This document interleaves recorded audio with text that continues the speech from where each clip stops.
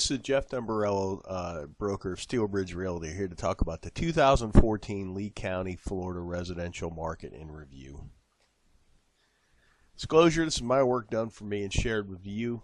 The data came from multiple sources. Those sources are the Lee County Clerk of the Court, the City of Cape Coral, the U.S. Census, and the MLS data. About us, we're a licensed real estate brokerage. We use cutting-edge marketing techniques to offer solutions in today's challenging environment. Our group of professionals have decades of experience. And whether you're buying or selling a home, hire someone like us. We want to earn your business. We invite you to contact us. We will be happy to assist you with this important transaction. 5 things you need to know that happened in 2014. Number 1, the distressed market is really an afterthought to everyone but the buyer who waited too long to enter the market and the service providers who made it their entire business model. This is a chart showing the percentages by month of the distressed market, and here lately we're in the 20, all the way from 15 to 21% in 2014. Here's a chart of foreclosures. I made this chart last January, and I was pretty sure we had assumed the new normal status. This is the chart from this year, and we have definitely assumed the new normal status of foreclosures, which is essentially about 125 to 300. Here's the entire foreclosure trend for perspective. This was the second bump. I think a lot of people thought it was going to resemble this as another second wave. Supplying new inventory is one of the market's biggest challenges. Rising prices will induce some sellers to trade out. But then you got to question where you're going to go if you sold your home, and remember you're going to have to buy into the same market. And if you're an investor, you got to ask yourself, what are you going to do with the money? New construction is the answer to the inventory problem. Here's a couple things to think about. The appraisals will hold prices in check for a little bit until the channel's a little better defined. We're seeing that in our day-to-day business now. Interest rates are still very low, which makes homes affordable. We're really in the market missing an entire vintage of about 2008 through 2013. Land is still historically cheap for now, and here's some perspective on the land prices. This is all lots, all lot types in Cape Coral, average and median price. When you're looking at the last cycle, you really don't get what's going on in this cycle. So when I take the shorter view of just this cycle, the Cape lot market is recovering pretty well. The market is stabilizing in relation to the bubbles of activity. We do bubble charts here to kind of let everybody know where most of the people are looking in the market. Last year's bubble chart, this is from when 2013 versus 2012. There's a very clear shift in the market as it shifted over. When I did 13 versus 14, there really isn't that much of a difference. The market's pretty much stabilized with, we're missing some cheaper homes in the $70,000 price range, but we're selling more 170,000 all the way up into the millions. This chart's a neat chart. It shows the last cycle and this cycle by pricing. The red line being the last cycle, the blue line being the current cycle.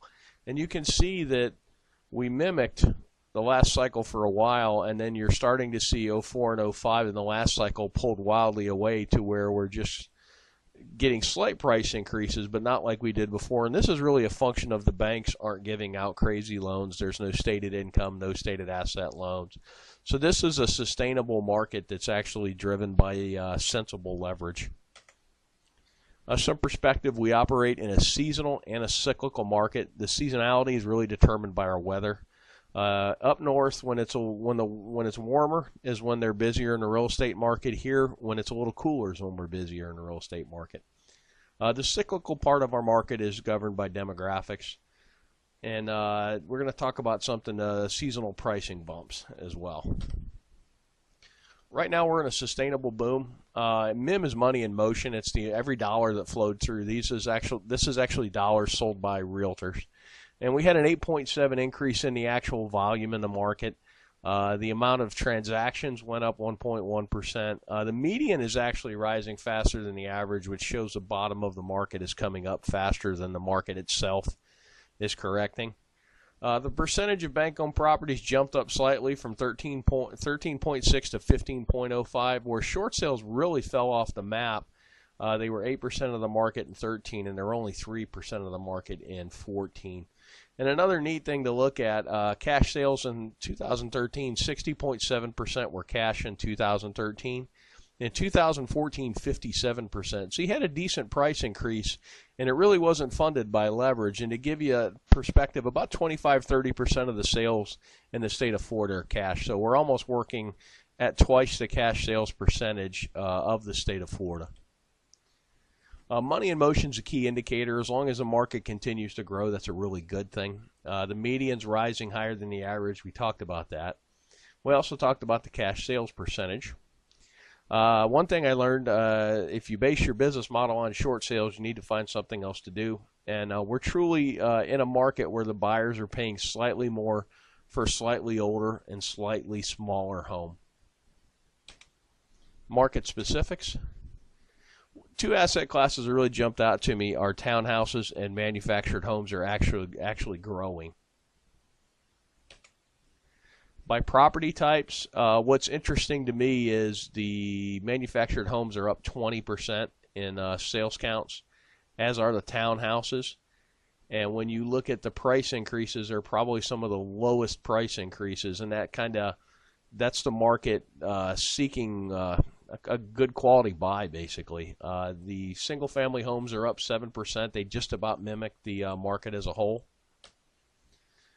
A few thoughts on the jump in mobile homes and townhomes. Mobile homes have both a lower cost of entry and a lower cost to keep, and the blue-collar retirees from up north love them because they really only need them for 3 or 4 months of the year because they're still home doing stuff and walleye fishing and playing with the grandkids. But it's a nice, affordable home to get out of the cold weather. Townhouses kind of represent the same if you're adverse to a mobile home purchase. And really and truly, we found within the market that as the site-built homes hit a certain number, the manufactured homes take off, and it's about 3 to 1. So if a site-built home was trading for $300,000, the manufactured homes at $100,000 represent a lot of value to a retiree buyer. This is kind of what happened by city. 2014, what happened by city. And just a year-over-year difference. Punta Gorda is really burnt store, up 15%. That's pretty good. Lehigh Acres up 13%. And when I look down, Captiva is up 27%, which is pretty impressive. Things to watch in 2015. Essentially, you've got a seesaw in the market now with resale homes on one side of the seesaw and new construction on the other. And they're going to trade back and forth. As the new construction takes a leg up, then the resale become attractive, and then vice versa. I'm seeing sometimes in the market where for a 10% increase in price, you can get a brand new home versus a 9-year-old home. That's kind of a no-brainer. Inventory is the key. Whoever can bring some inventory to market is going to make some money. And this applies to both the retail and the investment segment of the market. This is single-family permits in Cape Coral. When you look at the totality of the last cycle, you really don't get that excited about what's going on now. But when I take out the last cycle, it shows you there's some pretty good permit growth.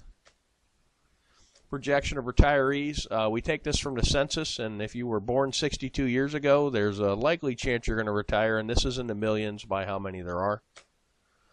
This is actually the 62-year-olds against our sales counts. It's a pretty good correlation. And then 66 is kind of the official retirement age. And it doesn't quite resemble as much the 62, our sales patterns, and I think the 62 more kind of takes in early retirees. One last thing, this is a long chart average price of the whole market. This little blip right here was when the banks really let it loose and just basically gave out free money. And that's kind of what we're looking for now is everybody's looking for when this time is coming back, and it's really going to be tied to leverage. We were in a boom, which is what we're in now as the market went up to here. And then when the banks went crazy, and you also had Hurricane Charlie in here, which took a little inventory and dumped some insurance money into the market, which kind of overheated it a little more. But this was based on easy money and basically turned into a mania. And that's kind of what you got to watch for now is loan programs. If you have any thoughts or questions, why don't you give us a call at the office at 239-694-3300, and my extension is 102. And you can always, if you're watching this video, click the link below the video and fill the form out, and we will be in touch with you. Thanks for watching, and make it a great day.